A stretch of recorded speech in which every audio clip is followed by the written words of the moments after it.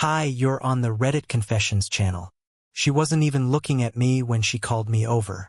Celine stood near the hallway mirror, earrings dangling in her hand, her phone wedged between her shoulder and cheek as she whispered something to whoever was on the other end. I didn't ask who. I didn't have to. Her voice was too soft, too rehearsed. That voice wasn't mine anymore. Get dressed, she said, still staring into her own eyes in the mirror. We're going to Madison's party. You'll drive. I wanted to ask who Madison was. I didn't. I just nodded, walked back into the bedroom, and pulled out the same shirt I always wore to these things. The one that made me feel invisible in just the right way. The drive there was silent. Not angry silent, worse. The kind of silence you fill with fake thoughts just to avoid hearing your own breathing. I glanced over once. She was smiling at her phone. Not at me. Never at me. At the party, she stepped 2 feet ahead of me the moment we entered the door. No glance back. No hand reach. Like I was her assistant or her forgotten shadow. She melted into the crowd so fast I actually had to remind myself she'd come with me. I hovered near the corner of the room, by a half-empty wine bucket, pretending to be someone who liked this sort of thing. I sipped warm wine. I watched her laugh too loud with people I didn't know. I told myself it was fine. But then I saw it, the small gesture. She tucked her hair behind her ear and tilted her chin toward a man in a tight blazer. He leaned in close. Too close. She didn't flinch. She touched his wrist when she laughed. That was the move she used on me years ago, back when I still felt like I mattered. I turned away. 10 minutes later, I was gone. No note. No scene. I stepped out, took the elevator alone, and walked straight into the cold night like a man escaping his own body. And that's when my phone buzzed. Come. One word. No punctuation. No explanation. Just come. Like I was late. Like I'd forgotten my place. But what she didn't know, and what I hadn't realized until that moment, was that I wasn't standing outside to catch my breath. I was outside because I'd already started walking away. The thing about silence is, it's not empty. It echoes. That one-word text, come, didn't read like a message. Felt like an order. No, please. No context. Not even a trace of warmth. Just cold expectation. I stared at it for a long time, standing outside that building, as if the right response would suddenly rise from my gut. But there was nothing. Just the hollow drum of betrayal playing in my chest. I didn't go back. I walked, slowly, aimlessly, past parked cars, glowing windows, couples laughing over dinners I'd never be invited to. I kept thinking, what did I do wrong this time? Did I say something? Was I boring? Was I just there? I replayed the night like a bad film. Her laughing with that guy, the one with the perfect stubble and the hands that moved when he spoke. The way she leaned in, eyes locked. She looked alive around him. Around me? She looked tired. Half an hour passed before I got another message. Seriously, where are you? No name. No apology. Just more confusion and the growing realization that she hadn't even noticed I was gone until someone probably asked, "Hey, where's your husband?" I ducked into a 24-hour diner and slid into a booth in the back. Ordered coffee I didn't want. The waitress didn't smile. I didn't care. I stared out the window like I was expecting my life to walk by and apologize. Spoiler, it didn't. The third text hit harder. Can you stop being dramatic and just come back upstairs? You're making this weird. Weird? I had stood there like a ghost while she lit up the room like a firework. I'd watched her reenact old chemistry with some overconfident stranger while pretending I wasn't crumbling inside. And now I was the one making it weird? Something inside me shifted. Not exploded. Not snapped. Just shifted. Like a door quietly closing. I didn't reply. I didn't finish the coffee. I left the booth, paid in crumpled bills, and walked toward the train station like I suddenly remembered I had somewhere better to be. Meanwhile, my phone kept buzzing. 5 messages. Then 7. Then 9. Each more frantic. Each colder, angrier, guiltier. But not one of them said, "I miss you." Not one of them said, "I'm sorry." Not one of them sounded like love. And that's when I knew I wasn't just losing her. I'd already lost her. I just hadn't admitted it yet. I didn't sleep that night. I lay on the couch with the television muted, watching the soft blue glow of some forgotten crime show flicker across the walls. My phone was face down on the coffee table. It had stopped buzzing after midnight, like she finally gave up or maybe just got tired of pretending to care. I didn't check the messages. I didn't need to. I already knew the rhythm. Confusion, irritation, guilt, deflection. Rinse, repeat. Around 3 a.m., I heard the front door unlock. I didn't move. I stayed under the blanket, pretending to sleep, heart pounding as her heels clicked across the floor. She hesitated in the hallway, just long enough to make me think she might peek in and say something. But no, she walked straight to the bedroom and closed the door behind her. I stared at the ceiling for another hour, wondering how someone could come home to you and still feel like a stranger breaking in. By morning, she was already dressed for work, hair up, flawless makeup. Not a trace of the woman who'd vanished into a rooftop party while her husband stood invisible beside a champagne bucket. She made coffee, didn't ask if I wanted any. "You left," she said flatly. "You noticed," I replied, trying not to sound bitter and failing miserably. She sighed, like I was the exhausting one in this story. "You embarrassed me. You could have just said something instead of storming off." I sat up, blanket still wrapped around me like armor. "Said what?" "Hey, I think the guy you were giggling with was picturing you naked? That wouldn't have made a scene at all." "That's ridiculous," she snapped. "Trevor is gay." I laughed, not because I believed her, but because of how fast the lie came. The casual precision of it, like it had been rehearsed. "Didn't seem gay when he was whispering into your ear and touching your waist." She crossed her arms, jaw tightening. "I'm not doing this with you, Emery." And she didn't.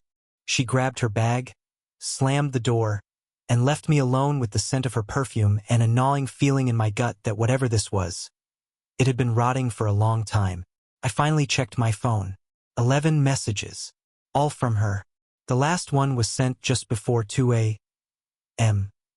"I didn't ask you to leave." That one hurt more than the rest. She was right. She didn't ask. But she didn't ask me to stay either. That day, I couldn't focus on work. I kept staring at my screen, trying to remember when I became the one holding on to a version of us that didn't exist anymore. When did she stop seeing me as a person and start treating me like a responsibility? I checked her Instagram. I don't know why. Maybe I wanted to feel something, even if it was pain. And there it was, a photo from last night. Her, in that navy blue dress, champagne in hand, smiling. Not with me. With him. Trevor. Hand on her back.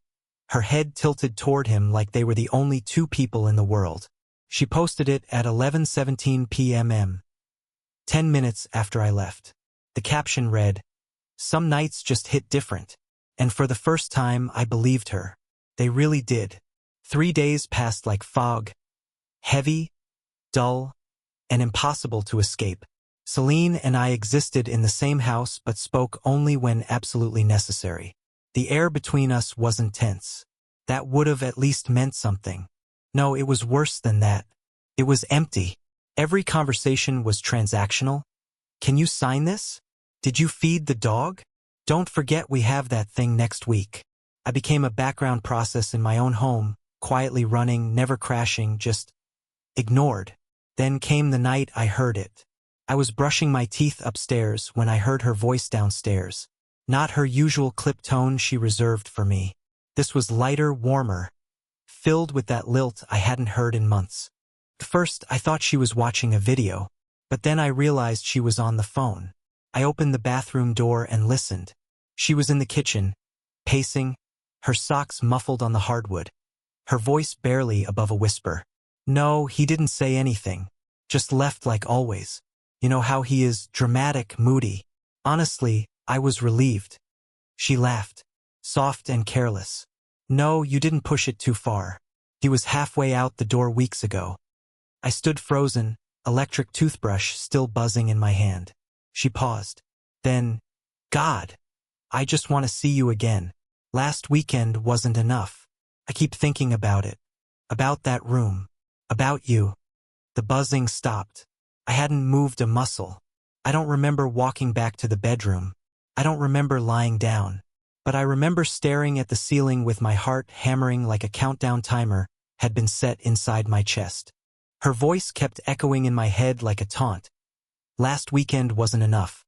So it was him. Trevor. The gay Trevor. I guess that was the joke. She came upstairs 20 minutes later and didn't even glance at me.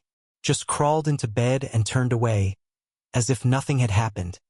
As if she hadn't just confessed everything to someone who wasn't her husband. I didn't confront her.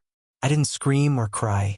I just lay there, arms crossed over my chest, blinking at the ceiling, trying to piece together when I became the outsider in my own story. Maybe it wasn't one moment. Maybe it was a series of small choices, hers, mine, both, that led to this quiet, private disaster. The next morning, I called out sick from work.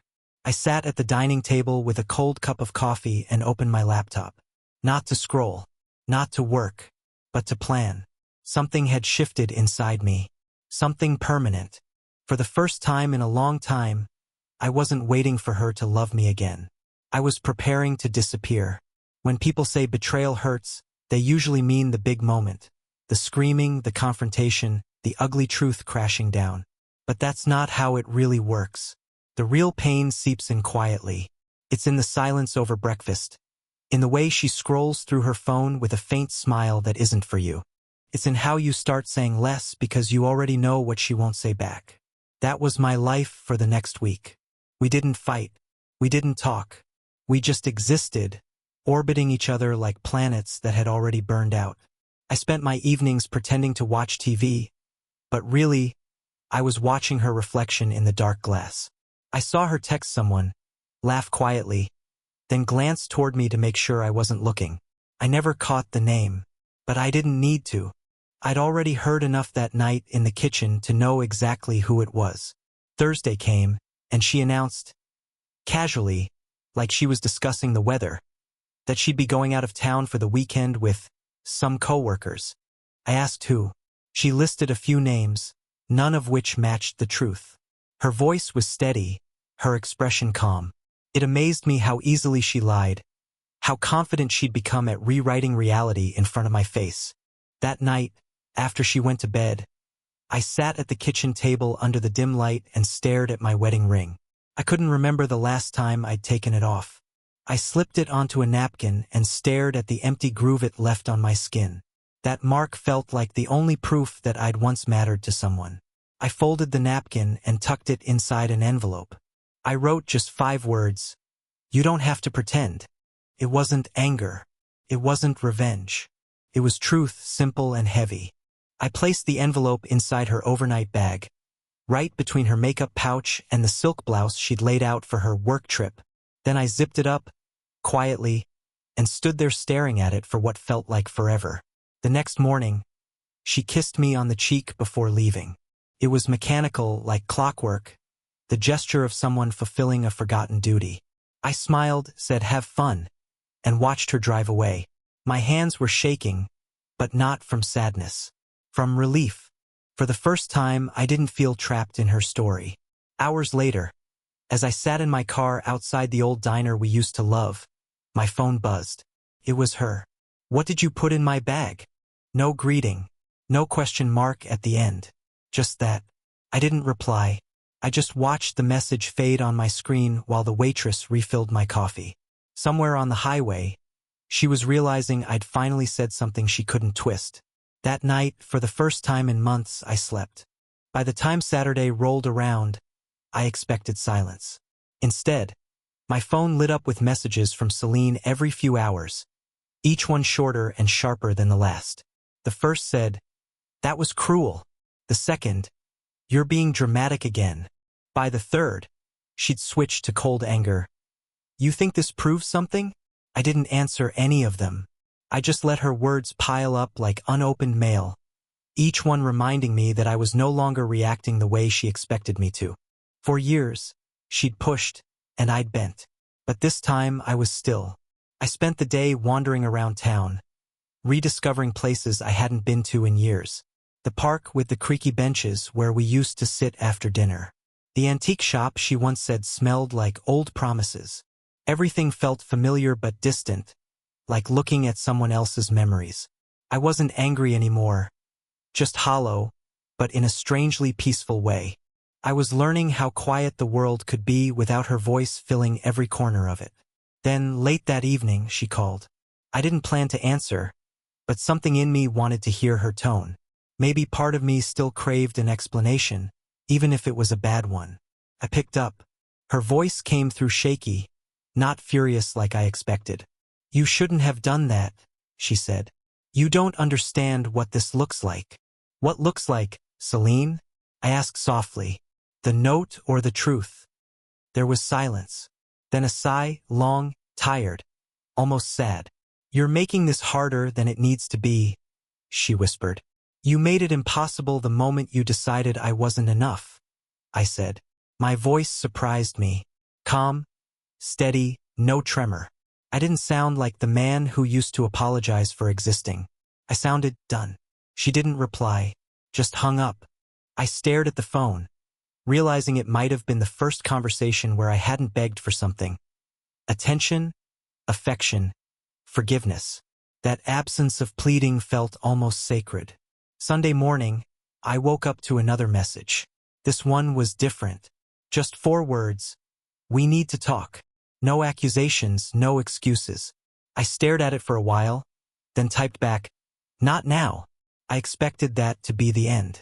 But an hour later, a car pulled into the driveway. Hers. I watched from the window as she sat behind the wheel, hands gripping it tightly, staring at the house like it was a battlefield she didn't want to enter. She didn't move for a long time. Then, finally, she stepped out. Same navy blue dress she'd worn to that party. She knocked once, quietly. When I opened the door, she didn't say a word, just held the envelope, the one I'd left in her bag. It was crumpled, creased, as if she'd been holding it for days. I read it again, she said finally, her voice breaking. And for the first time, I don't know if I'm the one pretending anymore. I didn't answer. I just looked at her, realizing this was the first time she'd spoken truth in months. But it came too late. She stood in the doorway like someone who'd lost the right to come inside. For a moment, I almost stepped aside out of habit, the way I always used to when she returned from one of her trips or late meetings. But this time, something in me froze. I didn't move. I didn't invite her in.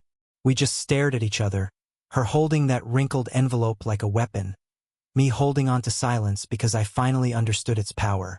Can we talk? She asked quietly. Her voice was softer than usual, but I could hear the tension hiding beneath it. Not to fight, just talk. I nodded and stepped back. She walked in slowly, her heels clicking against the wooden floor like the sound of time catching up with us. She sat at the kitchen table, the same spot where I'd written that note a few days earlier. For a while, neither of us said anything. Then she exhaled and finally spoke. I didn't mean for it to get this far, she began. I just felt unseen. You were always distant, quiet, somewhere else in your head. It was strange hearing her talk about distance as if she hadn't been the one to build it. I almost laughed. Instead, I said, and Trevor made you feel seen? Her eyes flickered up. That quick, guilty look people give when they realize the game's over. It wasn't supposed to be anything serious, she whispered. It started as just conversation. Then one night, she stopped herself. It doesn't matter. It's over now. But it wasn't the words that caught me. It was the tone. Calm, almost businesslike. Like she was giving a report, not confessing to shattering something sacred. I leaned forward and asked, if it's over, why do you still sound like you're defending it? That hit her. Her jaw tightened, and she looked away. You don't understand, she said quietly. I didn't plan it. I didn't wake up one morning and decide to hurt you. I stood up and paced slowly, letting every word sink in. No, I said finally. You just kept walking in that direction until hurting me became the only thing left to do. She flinched, and for the first time in a long time, I saw something genuine in her. Not guilt, not anger, but regret. Deep, raw regret that came too late to matter. She buried her face in her hands and whispered, "I ruined us." I wanted to say, "Yes, you did." But the truth was more complicated than that. She hadn't just ruined us. She'd ruined the person I used to be. The one who waited for her texts, defended her lies, and believed every excuse because I was too afraid to face the truth. I sat down again, looked at her trembling hands, and said the words I didn't know I'd been waiting to say. "You didn't lose me tonight, Celine. You lost me the night you stopped looking at me like I mattered." She didn't respond. She just nodded slowly, tears gathering but never falling. And for the first time, I didn't feel anger or pity. I felt nothing, and that terrified me more than any betrayal ever could. The silence between us stretched long after the last word was spoken. Celine sat at the table, still holding the envelope like it meant more now than it ever had before. Maybe it did. Maybe that single line, "You don't have to pretend," had hit harder than all my quiet disappointments, harder than the night I walked away from her at the party, harder than the cold bed we'd shared without touching for months. I stood up slowly and walked toward the window, staring out at the quiet street. For the first time in a long time, I didn't feel like running. I wasn't afraid. I wasn't even sad. I felt light, clear, like I'd stepped out of a fog that had dulled everything around me. Behind me, Celine finally broke the silence. "What happens now?" Her voice was small, not the confident, controlling tone I'd grown used to. This one was real, honest. I turned and met her eyes. "I think now we stop pretending. You don't love me anymore, and I've finally accepted that. And I've been pretending not to notice, just so I wouldn't have to let go of a version of us that died a long time ago." She looked down. "I didn't want to hurt you.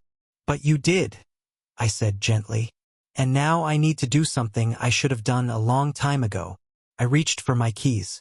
She stood, confused. "Where are you going?" "I'm going to start over," I said. "Not to punish you, not to make you regret anything, but because I want to remember who I was before all of this." She didn't stop me. She didn't cry or beg. She just nodded. And in that moment, I think we both understood that the quiet ending, was the kindest thing we could give each other. As I stepped outside, the world didn't feel broken. Felt new, open.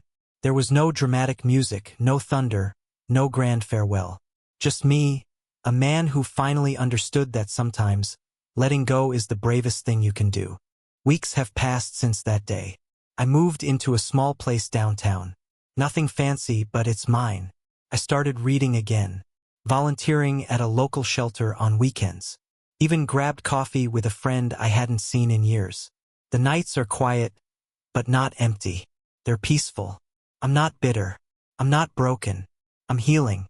And for the first time in years, I don't feel invisible. That's the end of my story. If you've ever had a moment like the party, or the envelope, or that final silent goodbye, tell me in the comments. What part hit you hardest? What would you have done differently? You're watching Reddit Confessions, where the truth might hurt, but sometimes it sets you free. Don't forget to subscribe for more stories just like this.